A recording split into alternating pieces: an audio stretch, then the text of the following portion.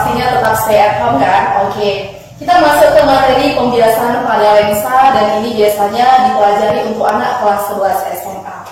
Berbicara tentang pembiasan pada lensa, berarti kita harus tahu dong apa itu lensa. Nah, kalau dikatakan lensa itu adalah bidang lengkung ataupun bisa dikatakan juga benda bening gitu. Nah, apa bedanya sama cermin? Kalau dia cermin, maka permukaan belakang itu tertutup. Kalau tertutup berarti terjadi pemantuan. Sementara pada lensa itu, kedua permukaannya itu adalah benda bening. Berarti benda bening yang kedua permukaannya dibatasi oleh bidang lengkung. Berarti itulah kategori apa itu lensa. Nah, sekarang kita terfokus apa itu lensa cembung, lensa cekung, dan sebagainya. Berbicara lensa cembung, berarti kita masuk dong ini ke cipok, berarti ciri pokok. Nah, apa ciri pokok yang pertama? Dikatakan bahwa bagian tengah dari lensa cembung itu posisinya lebih tebal dari bagian tepi. Nah, kemudian apa yang katanya? Ada konvergen. Konvergen itu maksudnya adalah mengumpulkan sinar atau mengumpulkan cahaya. Kemudian apa katanya lagi? Titik fokus aktif F1 berada di belakang lensa. Nah, itu nanti detailnya kepada sinar-sinar istimewa. Dan jelas bahwa lensa cembung itu lebih diutamakan biasanya pada loop atau kaca pembesar, pada mikroskop atau dikatakan untuk melihat benda-benda yang kecil, pada teropong untuk melihat benda-benda yang jauh, pada hipermetropi. Misal nih kalau aku rabun dekat, maka aku harus menggunakan lensa cembung. Pada proyektor dan yang sebagainya. Di sini ada juga saya lukiskan pada lensa cembung. Kalau dia bentuknya seperti ini, maka dikenal dengan istilah biconvex. Bi artinya dua, berarti biconvex itu adalah dua lensa cembung, atau bisa dikatakan cembung-cembung, atau bisa dikatakan cembung rangkap atau cembung ganda. Nah, yang kedua ada juga saya gambarkan ini, kemudian pertama datar, kemudian cembung. Bahasa lain dari datar itu adalah plan. Bahasa lain dari cembung itu adalah convex, berarti plan convex, datar cembung seperti itu. Nah, yang ketiga di sini ada saya katakan gambar cembung dan ini ada gambar cekung. Tadi sudah kita sepakati bahwa cembung itu adalah convex dan cekung itu adalah konkav, berarti convex konkav, cembung cekung. Inilah sekilas untuk lensa cembung. Namun berdasarkan hukum Snellius, ada 3 sinar istimewa dari lensa cembung. Yang pertama, apa dikatakan di soal? Bahwa sinar datang sejajar sumbu utama. Mana nih sumbu utama? Berarti ini. Sinar datang sejajar sumbu utama. Oke, kita buat dulu ya. Misalnya nih di sini, sinar datang sejajar sumbu utama. Sinar datang sejajar sumbu utama, maka aku gambarkan ini adalah SU, sinar sumbu utama, atau bisa kita kenal juga ini dengan kata SB aja lah yang biasa dipakai. Sinar datang sejajar sumbu utama. Kemudian apa dikatakan di soal? Akan dibiaskan. Dibiaskan itu artinya dibelokkan. Ya, dibelokkan berarti melalui titik fokus F1. Yang mana ini F1, yang mana F2? Oke, kembali ke laptop bahwa katakan tadi titik fokus aktif F1 pada lensa cembung di belakang lensa. Bagian ini ke kiri namanya bagian depan lensa. Bagian ini ke kanan berarti namanya bagian belakang lensa. Berarti karena F1 di belakang lensa, maka inilah yang kita kenal dengan F1. Maka ini F1 konsisten, maka ini F2 dan ini R2. F di sini adalah jarak fokus, R adalah jari-jari kelengkungan. Di mana pada lensa itu setiap lensa memiliki 2 titik fokus. Ada namanya titik fokus aktif dan titik fokus pasif. Nah, tadi kita katakan sinar datang sejajar sumbu utama, udah ini ya kan? Akan dibiaskan melalui titik fokus F1. Dibiaskan berarti dibelokkan. Berarti kalau dibelokkan berarti akan menjadi seperti ini. Oke. Akan dibiaskan melalui titik fokus F1, maka inilah yang kita kenal dengan SB, sinar bias. Kemudian apa dikatakan lagi? Sinar datang melalui titik fokus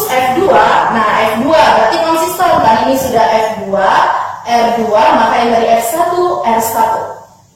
Sinar datang melalui titik fokus F2. Berarti kalau saya gambarkan nih, berarti kita gambarkan ada sinar melalui titik fokus F2 ya kan? Oke, berarti sinar datang melalui titik fokus F2. Inilah yang kita kenal dengan sama seperti tadi SD, sinar datang. Akan dibiaskan, nah dibiaskan dibelokkan sejajar sumbu utama. Ini sumbu utama kita. Berarti sejajar gimana? Berarti sejajar itu adalah seperti ini. Sejajar. Berarti sejajar sumbu utama inilah yang dikenal dengan SB, sinar bias. Oke, jelas. Sinar datang melalui titik pusat optik. Yang mana titik pusat optik? Berarti yang di tengah-tengah. Ini titik pusat optik, titik pusat optik, titik pusat optik. Katanya sinar datang melalui titik pusat optik. Berarti kita gambar. Ada sinar datang melalui titik pusat optik. Berarti ini SD. Akan diteruskan, berarti diteruskan diluruskan tanpa dibiaskan, gak ada pembelokan. Berarti dia akan lurus mengikuti arah sinar datang. Berarti panahnya gimana? Berlawanan. Inilah yang kita kenal dengan SB, sinar bias. Itulah sekilas untuk lensa cembung. Nah, kalau dikatakan sifat bayangannya bagaimana? Itu sama seperti lensa cembung sama dengan cermin cekung. Nanti sifatnya jika benda di ruang 1 ada, benda di ruang 2 ada, benda di ruang 3 ada. Oke, sekilas mengingat kembali bahwa katanya jika benda di ruang 1, maka bayangan akan di ruang berapa? Ada dong tips uangnya di sini. Tips uangnya itu adalah nanti kita buat di sini ruang benda tambah ruang bayangan sama dengan 5. Oke, itu nanti next. Sekarang kita masuk ke lensa cekung. Cipok, apa cipok tadi? Ciri pokok. Nah, apa katanya di soal? Bagian tengah lensa lebih tipis dari tepi. Berarti di bagian tengahnya tipis, di bagian ujungnya tebal. Berarti itu namanya lensa cekung. Yang kedua katanya divergen.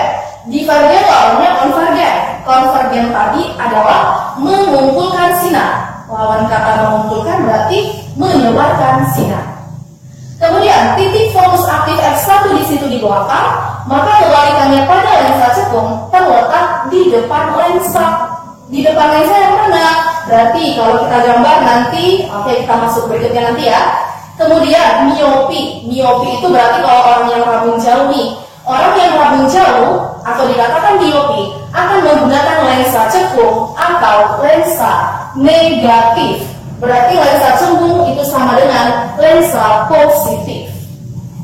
Nah, kemudian apa lagi jenis-jenis lensa cekung? Kalau dia permukaannya seperti ini, udah cekung, berarti namanya bikonkav, cekung, cekung ganda, cekung rangkap, sama saja. Bi artinya 2. Kemudian apa lagi di sini? Ada datar, ada cekung. Tadi sudah kita sepakati, datar itu namanya plan, cekung itu namanya konkav, berarti plan konkav, datar cekung, itu dia.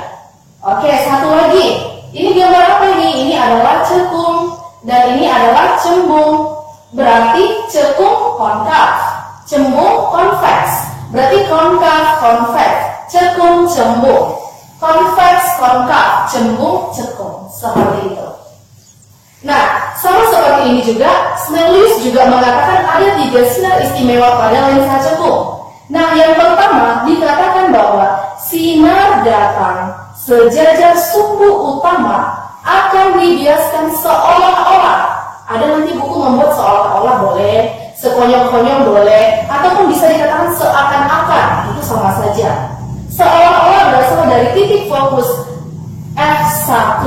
Nah, kita sekarang lihat apa? Titik fokus aktif F1 di depan lensa. Depan mana? Sebelah kiri. Belakang mana? Sebelah kanan.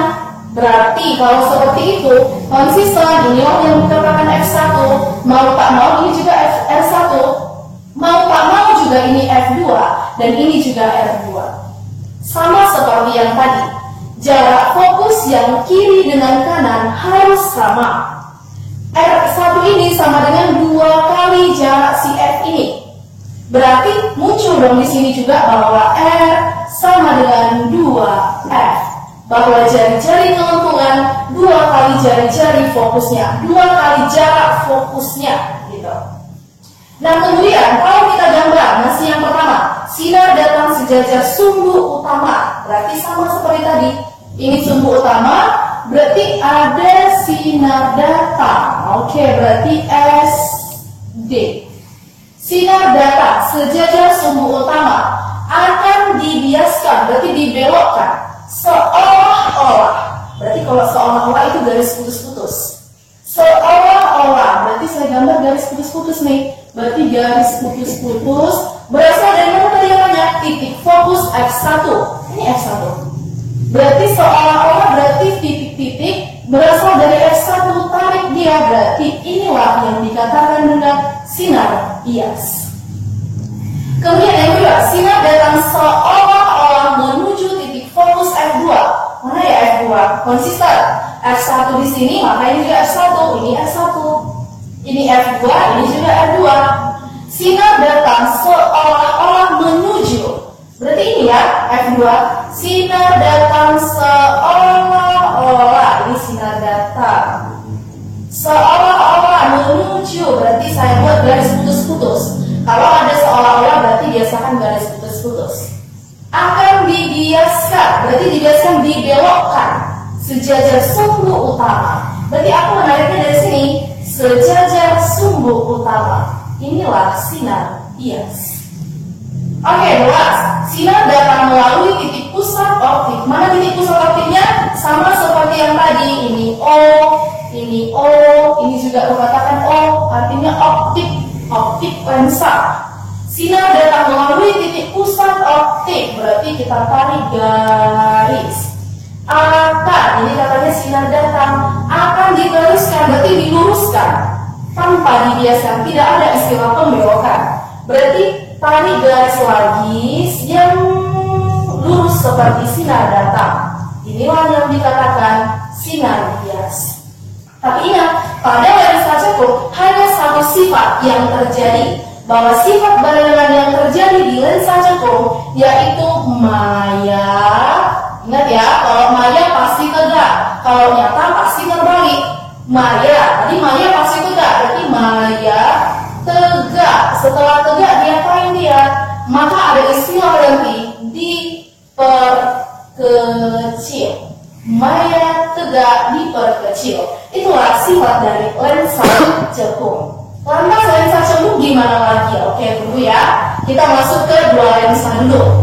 Kalau ada dua lensa disusuni, berarti gimana ya? Lensa di sini, lensa di sini. Berarti bayangannya gimana? Kalau lensanya dua, berarti bayangannya dua. Kalau lensanya satu, bayangannya satu. Kan itu kan namanya feedback, umpan balik. Jadi, kalau misalnya kita buat di sini ada sebuah benda. Saya gambarkan ya. Di sini misal ada benda.